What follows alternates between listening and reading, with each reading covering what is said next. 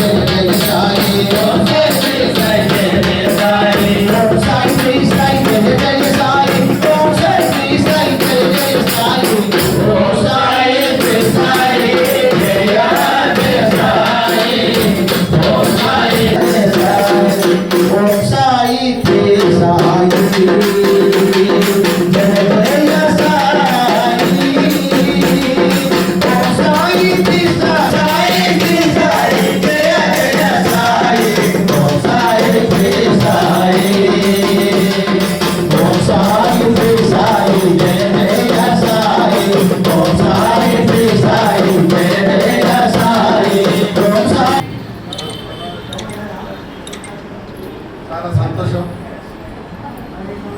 ఆశీర్వాదం.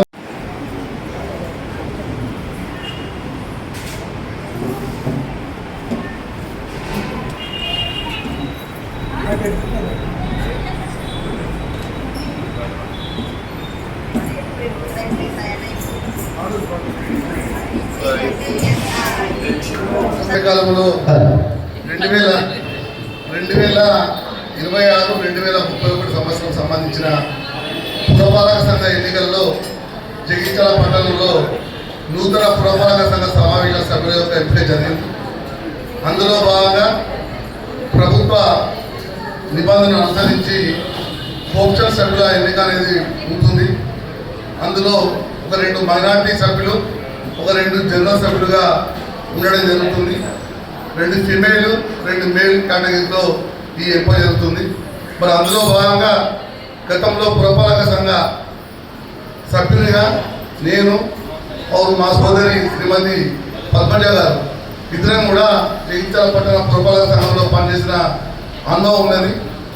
దాని మేరకు మన గౌరవనీయులు పెద్దలు డాక్టర్ సంజయ్ గారి యొక్క ప్రతిపాదనతో మరి మా ఇద్దరు కూడా సెలెక్ట్ చేయడం జరిగింది. మొత్తం మంది 50 మంది కౌన్సిలర్ల యొక్క సహకారంతో ఈరోజు మేము ఎన్నుకోవడం జరిగింది.